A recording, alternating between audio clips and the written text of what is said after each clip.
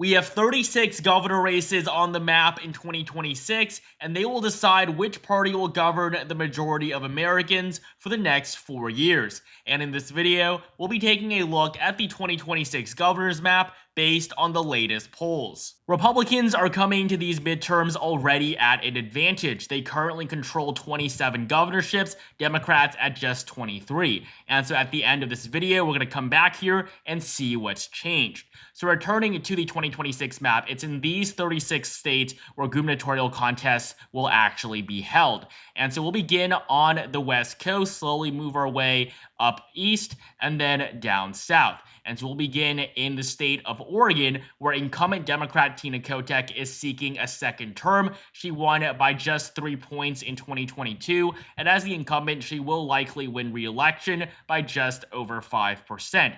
Oregon is going to be likely blue on our map. Next up, in California, is one of the most liberal states in the country. Gavin Newsom will be term limited, and he will likely be replaced by another Democrat.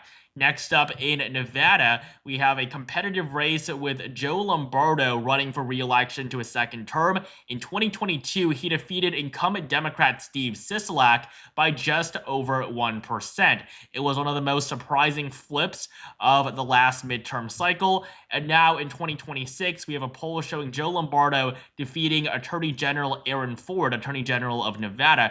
Aaron Ford is the Democratic frontrunner. Joe Lombardo leads by 21 points. Although this is a pretty old poll. At this point, Aaron Ford's name recognition has certainly gone up, and he will likely not win this race, but it will still be more competitive than the 21-point margin that this poll shows. Joe Lombardo will likely be able to win by just over 5%. Nevada is going to be likely red. Down in Arizona, we have another incumbent elected in 2022 now running for re-election. This time it's Katie Hobbs, who defeated Kari Lake by just under 1%. This was another surprise. Kari Lake was seen as the heavy favorite in this race, but she lost by just under 1% in the very end. Katie Hobbs is polling relatively well for 2026. She leads over Andy Biggs and Karen Taylor Robeson, the two frontrunners for the Republican nomination, although it is still very early. I can definitely see a Republican winning here,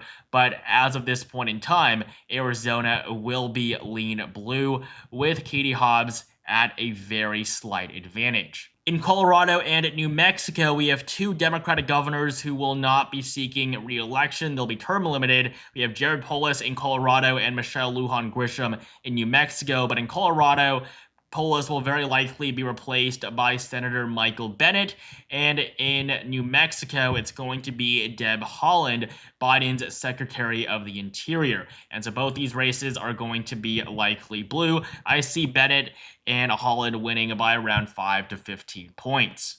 Meanwhile, Idaho, Wyoming, South Dakota, Nebraska, and Oklahoma, all of these states are going to be solid red, while Kansas, this is one of the most surprising things about the governor's map, is that Kansas is currently governed by a Democrat, and that Democrat is Laura Kelly. Laura Kelly won her re-election in 2022 against Derrick Schmidt. It was a close race. She was re-elected by just over 2 points.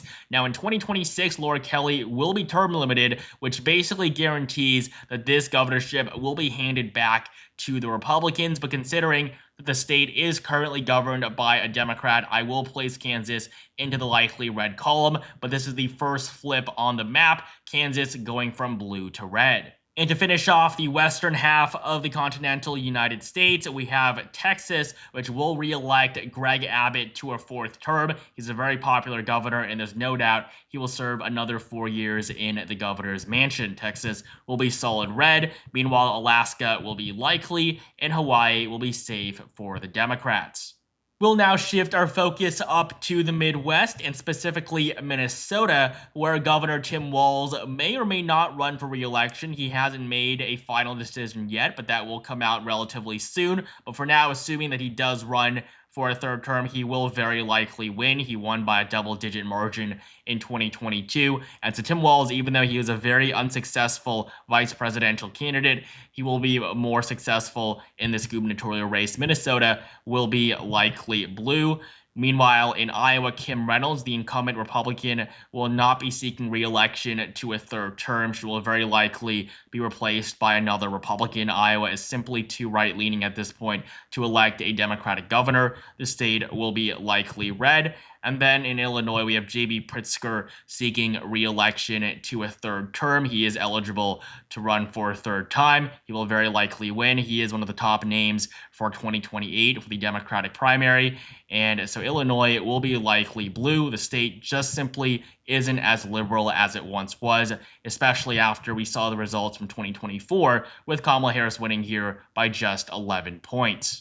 Moving on up to the former blue wall now, Wisconsin, Michigan, and Pennsylvania. We have two very competitive races in Wisconsin and Michigan, as these two governorships are currently controlled by Democrats, Tony Evers and Gretchen Whitmer, but neither of the two are running for re-election, which means that these two governorships in two of the most competitive states in the country are now fully open. And so starting off in Wisconsin, Tony Evers was re-elected very narrowly in 2022. He will not be seeking a third term, and at this point, Wisconsin is not likely to elect another Democrat. They generally like to flip-flop with who they elect for governor, and also add on to that the fact that Donald Trump won Wisconsin for a second time in 2024, and so without any head-to-head data, right now I have Wisconsin in the tilt red category. This is the second flip on the map so far, another one that goes from blue to red. Michigan will also be very close, but I do believe that Republicans have a very good chance here, especially if they nominate John James. Now, Gretchen Whitmer, like I said earlier, will not be seeking re-election to a third term. She is ineligible, and so this means that we have an open primary on both sides. We also have Mike Dugan running in this race. He is the mayor of Detroit. He is pretty popular among independents, and he will likely take many votes away from the Democrats. But for now, it seems that Democrats are in an okay position. Jocelyn Benson is the Democratic frontrunner. John James is the Republican frontrunner. And in a three-way poll with Mike Dugan, we have Jocelyn Benson leading by pretty narrow margins. It is going to be an incredibly close race, but for now, the Wolverine state will be tilt blue, with Democrats very slightly favored to hold on. And then in Ohio, the Buckeye State will have a very interesting election here as well, as Vivek Ramaswamy is the favorite to be the Republican nominee. He was a presidential candidate in 2024 and gained national recognition. Mike DeWine, the outgoing Republican governor, is term limited and will not seek re-election. And so this means that Ramaswamy will end up at the top of the Republican ticket. And running against Amy Acton, the Democratic frontrunner, we do see Acton leading in two of the polls that have been conducted, but both of them were Democrat-sponsored polls. There's no doubt that Vivek Ramaswamy is going to win this race. In the only non-biased poll we've seen so far from YouGov, we have Ramaswamy leading by 5 points. And so on average, Ohio, based on the polling data right now, is going to be lean Republican, but ultimately I can certainly see Ramaswamy taking this race home by more than 5%. And now to finish off the Midwest, Pennsylvania will likely re-elect Josh Shapiro. Josh Shapiro was first elected in 2022. He's a front runner, a top candidate for the 2028 Democratic primary. He defeated Doug Mastriano last time by a solid margin, but Mastriano was not a strong candidate. Josh Shapiro will face a stronger challenger this time around, and so Pennsylvania will only be likely blue.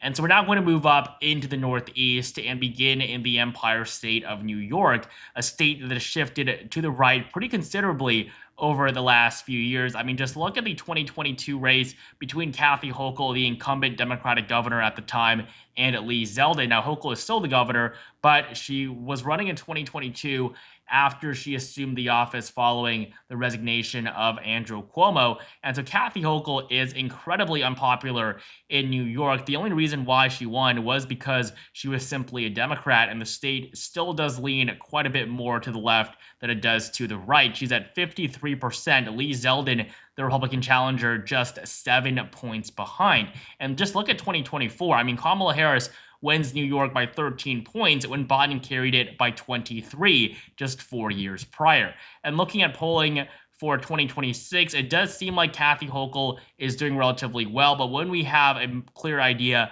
of who the Republican nominee is going to be, I can certainly see this race tightening up, but for now, based on the numbers, New York is solid blue.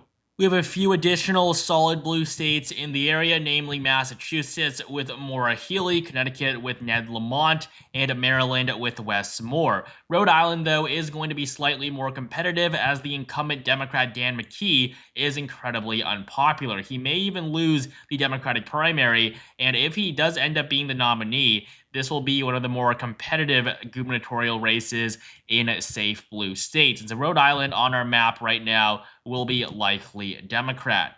Up in Vermont and New Hampshire, both these states lean towards the Democrats in presidential elections, but towards the Republicans in gubernatorial ones. Both of them have been governed by Republicans for the last 10 years. Phil Scott will likely win re-election in Vermont. Both these states hold their governor races every 2 years instead of the normal 4, which makes things even more interesting. In New Hampshire, Kelly Ayotte is the newly elected governor. She came into office just last year. She defeated Joyce Craig by just under 10 points.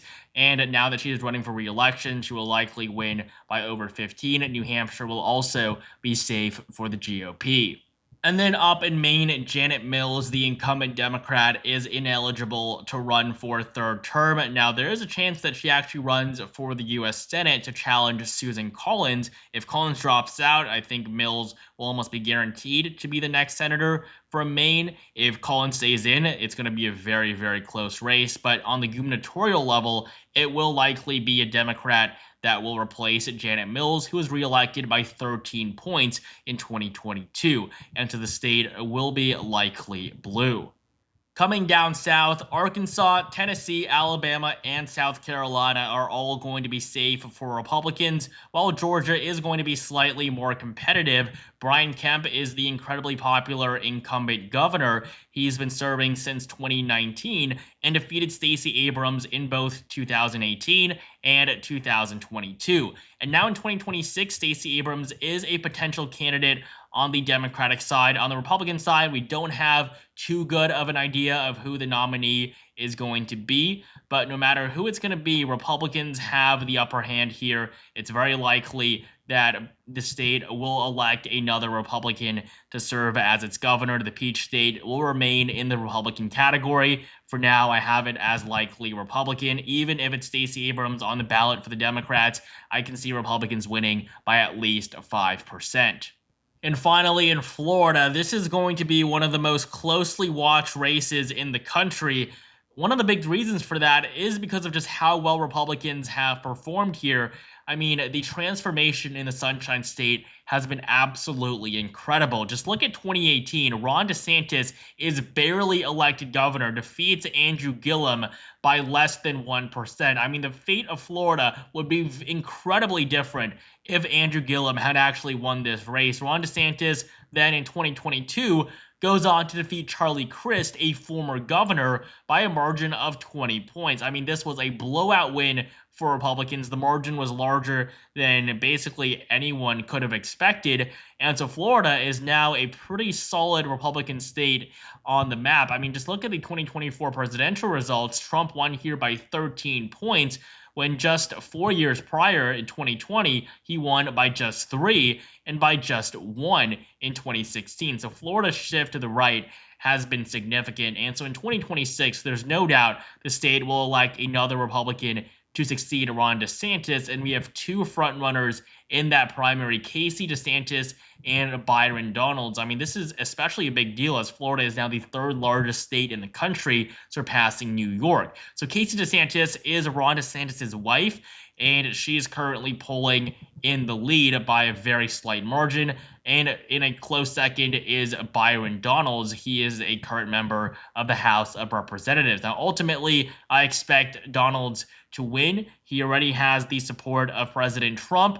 And so with him on the ballot, he is likely to defeat David Jolly, the Democratic frontrunner, by 6 points according to this poll. But ultimately, it's going to be a 10-point margin at the very minimum, probably around 10 to 15. It's probably not going to be the 20-point margin we saw tough for DeSantis in 2022, but it will be more than enough for Florida to continue being governed by a Republican for another 4 years. The state will be likely red on our map.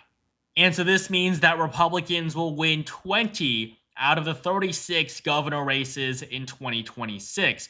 And like I said at the beginning of this video, we're going to revisit that map that we saw at the beginning. Of course, we started off with Republicans at 27, Democrats at 23, but with these results that are based on the polling data so far, Republicans will flip Kansas now that Laura Kelly is out of the picture, and they will also take Wisconsin. And this will put Republicans at 29 governorships, Democrats at 21.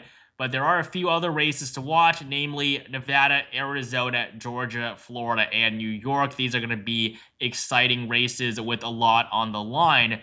But right now, Republicans are on track to expand the number of governorships that they control to 29, which means that they will govern nearly 60% of all states following the midterms. And so that'll be it for this video. Thank you guys so much for watching. Make sure you like the video down below if you enjoyed it, and comment down below which gubernatorial races you're watching. Do you think Republicans can actually win in Wisconsin? What about Michigan and Arizona? And make sure you subscribe to the channel for more content just like this leading up to the 2026 midterms. Thank you guys again so much for watching, and I'll see you guys in the next video.